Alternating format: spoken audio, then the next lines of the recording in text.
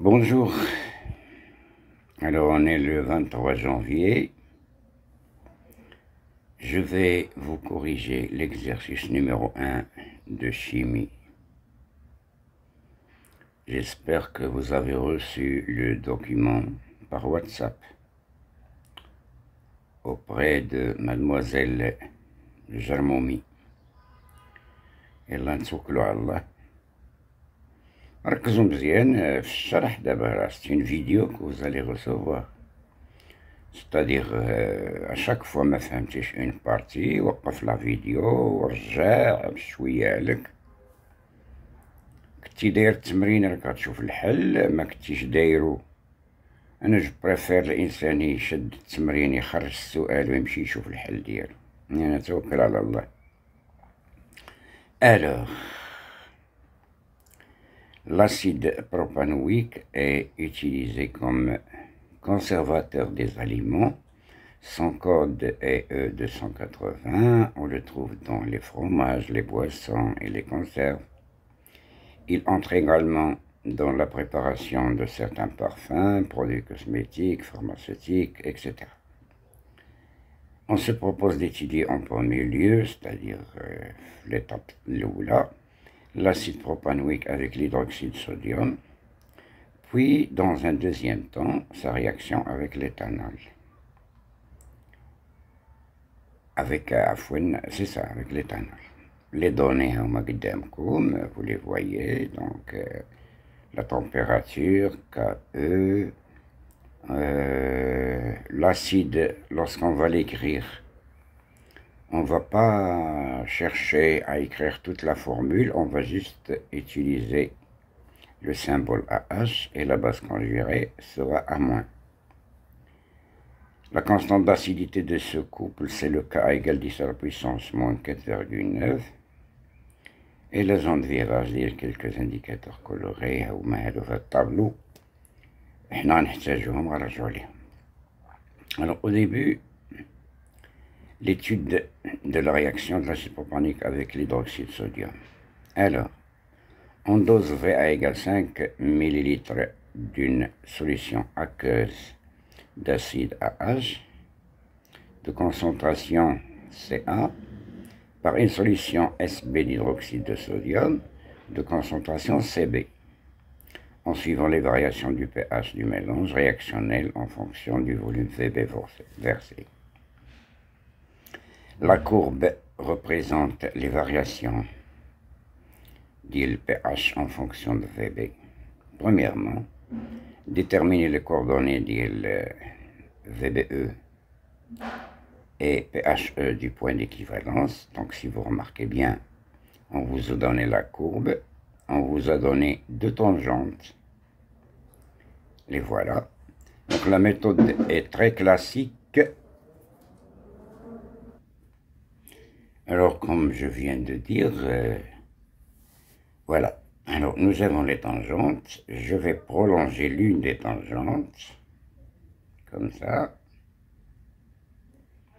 Je vais tracer la droite qui est perpendiculaire aux deux tangentes. Vous avez la règle et tout ça, alors vous devez utiliser ça.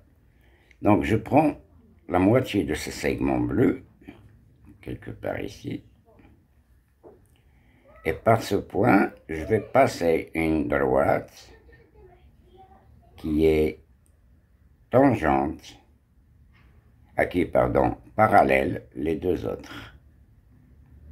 Alors nous avons un point d'intersection ici, ce point on l'appelle le point d'équivalence.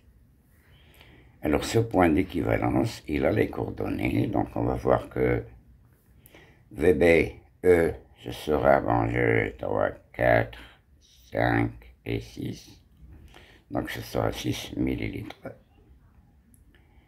Et le PHE, c'est environ 9. Voilà.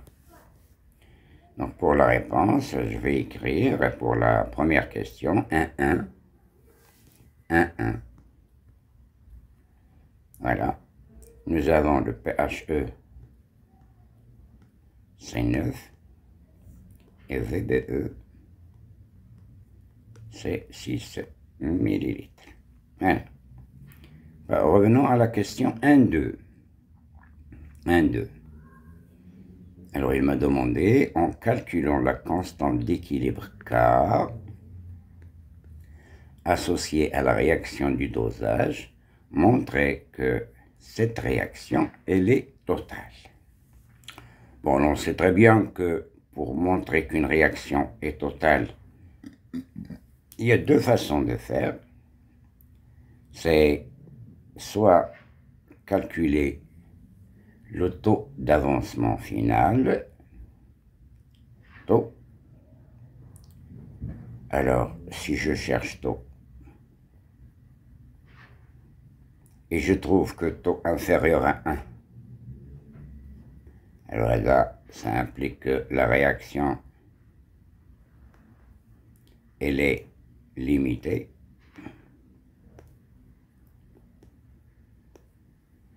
Si taux, je le trouve égal 1, alors ça implique une réaction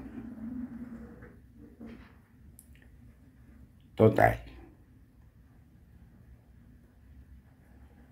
Alors, je dis si, mais il ne faut pas se lancer facilement, il faut réfléchir, il faut lire bien la question pour savoir dans quel sens les choses évoluent. Alors, je vous rappelle qu'il vous demande de calculer K, puis montrer qu'elle est totale. Donc, il faut calculer K. Il ne faut pas chercher à calculer taux. Moi, j'ai dit ça, c'est parce que je considère que l'exercice, en même temps, c'est une révision, et en même temps, la solution. Alors, pour calculer, comme vous le savez bien, la constante K de la réaction du dosage, alors, forcément, il faut écrire tout d'abord cette réaction du dosage, et puis dresser le tableau d'avancement, et puis calculer K. Donc, quelle est la réaction du dosage? Alors, le dosage qu'on a fait ici, c'est le dosage de l'acide AH par l'hydroxyde de sodium, HO-. Et vous savez bien que l'hydroxyde de sodium, il contient aussi les ions Na+. Or, ces ions ne réagissent pas. Donc, on utilise seulement HO-. Donc, quels sont les produits de cette réaction? Bon, l'acide va donner H+. Voilà. Et on va obtenir la base conjuguée A- plus H2O. J'aurai aussi besoin de dresser le tableau d'avancement. C'est pas forcément, mais il vaut mieux qu'on en parle. Alors, pour AH, la quantité de matière initiale, c'est Ca fois le volume Va. Au début, HO-, toujours sa quantité de matière, c'est Cb fois Vb. Et on a 0, et l'eau, elle est en excès. Ceci, l'état initial. L'état suivant, il faut faire attention parce que la réaction du dosage, son tableau d'avancement, est un peu spécial. Alors, l'état qu'on appelait état intermédiaire, c'est, on dit au cours du dosage. Au cours du dosage.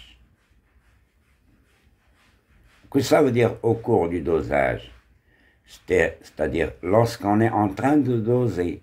C'est-à-dire que le volume Vb est toujours inférieur à Vbe. Dans ce cas, tu auras CaVa moins X, CbVb moins X et X.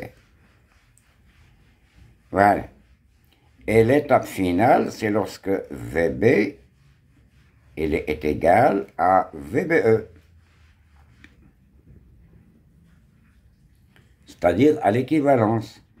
Donc le CAVA moins X à l'équivalence. Là, ça va changer CB fois VBE moins X à l'équivalence et en excès. Alors la constante d'équilibre K, alors ce sera la concentration de A- sur la concentration de AH fois celle de H au moins. Alors là, il faut se rappeler, il faut que mon cerveau me dise qu'est-ce qu'on fait dans ce cas, comment on va la calculer. Alors là, c'est le cours qui va vous aider. Et vous vous rappelez bien, qu'est-ce qu'on faisait? On multipliait par la concentration de H3O+, et on divise par la concentration de H3O+. Comme si on a multiplié par 1. Et vous allez trouver que vous avez la base conjuguée fois H3O+, sur l'acide,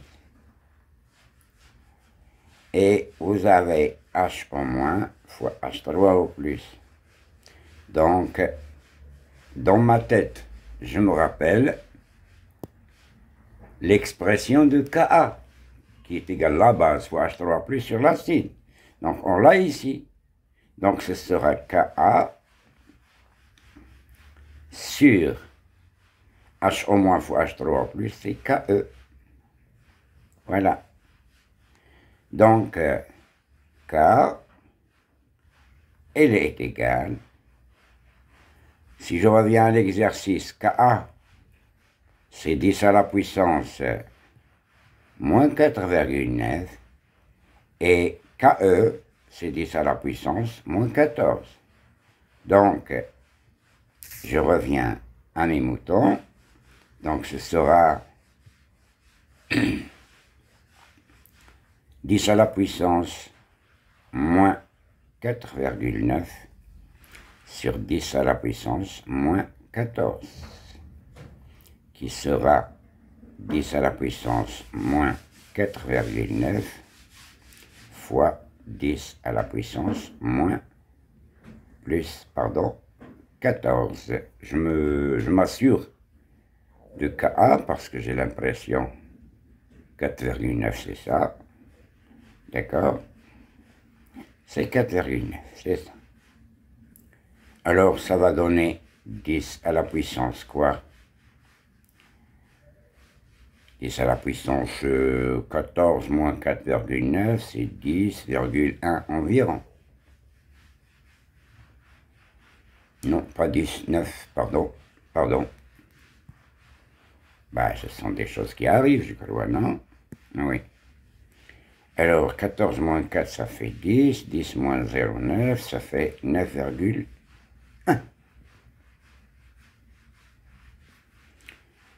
Et ça, c'est très supérieur à 10 à la puissance 4. Donc, K, elle est supérieure à 10 à la puissance 4. Donc, réaction, quoi? Réaction, comment elle est totale. Et ça, c'est du cours, je me rappelle. Ah, je vous rappelle. Maintenant, on va revenir à l'exercice et voir la question 3, calculer CA.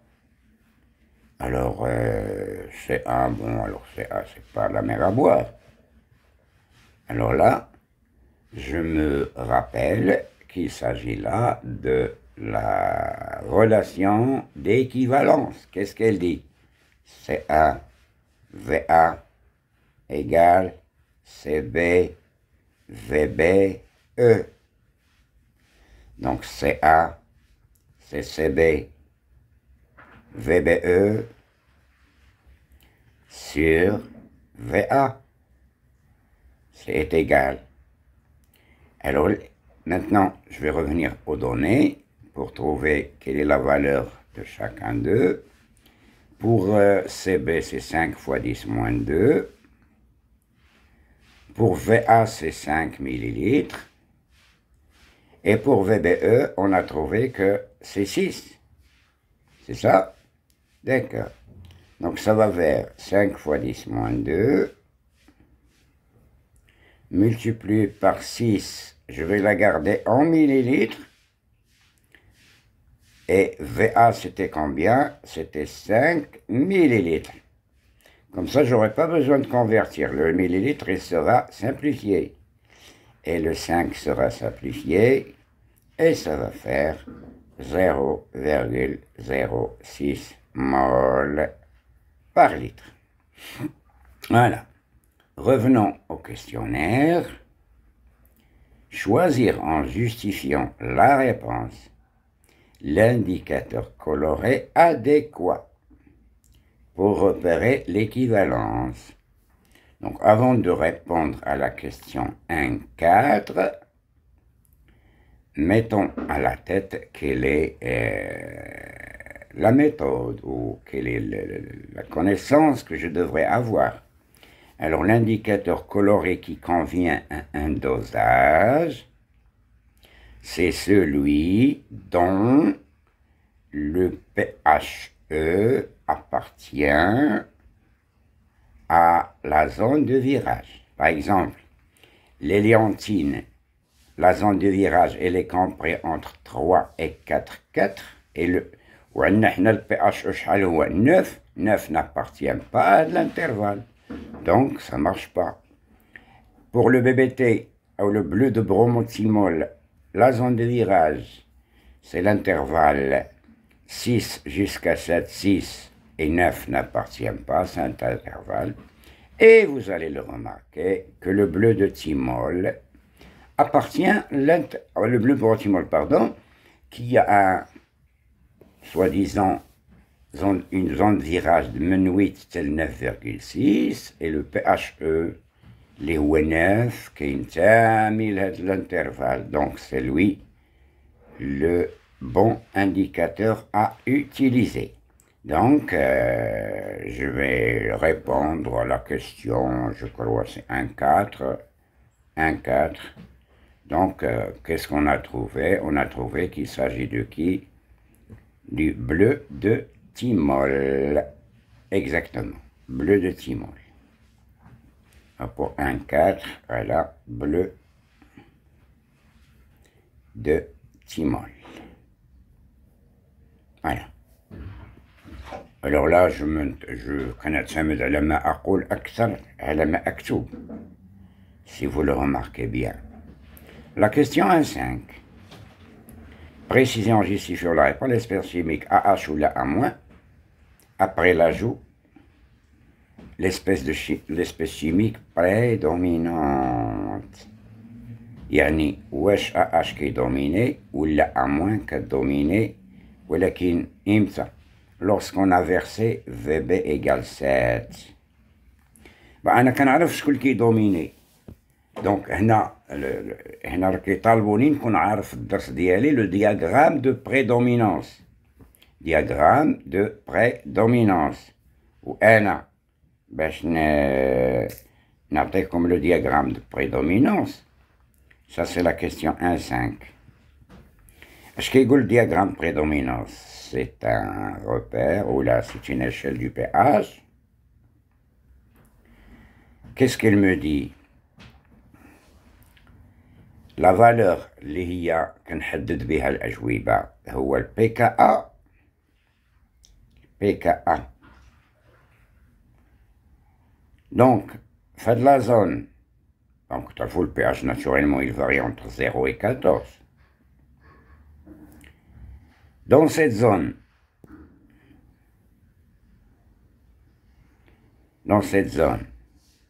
alors c'est la base qui dominait.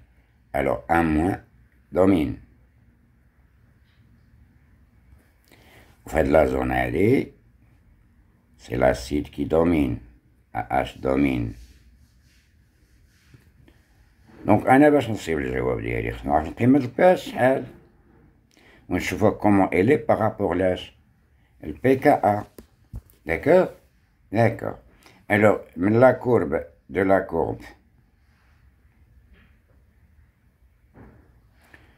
courbe عندنا pour VBE pour VB عفوا كتساوي 7 millilitres. On trouve le pH, il vaut combien? رجع لاكور ديالي فوالا ونشوف 7 مليلتر 7 مليلتر دوك ها 7 شتيها 7 مليلتر ونطلع بار لا بروجيكسيون غادي نشوف شحال انا كنطلع مع لا فيرتيكال هكا كنصيب راسي في هاد النقطة هادي بون هاديك النقيطة خصني نشوف فيها شحال دونك عندي 11 هاد لو طري الكبير هو 11 كنمشي للنص ديالو 1 2 3 4 5 نمشي لا مواتيي ديال 11 ça va donner 11,5 تقريبا 11,6 شحال 11,6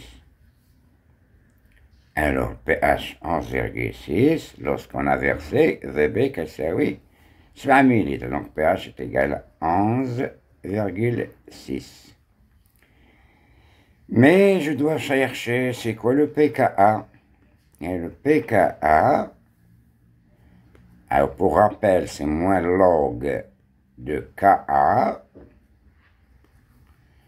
est égal, alors rappelez-vous que Ka Tawhalina c'était 10 à la puissance moins 4,9 donc on a moins log ديال Ka غيخرج هو داك 4,9 d'accord donc Ka كتساوي 4,9 voilà je reviens pour l'écriture donc ça va faire combien 4,9 et voilà donc mon pH il vaut combien 11,6 11,6 au pKa quel 4,9 aïe 11,6 il est quelque part ici donc quel est mon raisonnement alors je vais dire que le pH il est supérieur au pKa implique ou là alors ou là quand vous voulez c'est la base à moins qui prédomine. Et voilà. Ainsi se termine notre exercice. J'espère que, soi-disant, j'ai réussi ou là j'ai eu un peu de réussite et j'espère pour vous que vous l'avez compris. Donc je vais chercher à vous faire l'exercice numéro 2 plutôt Inch'Allah. D'accord? Miel.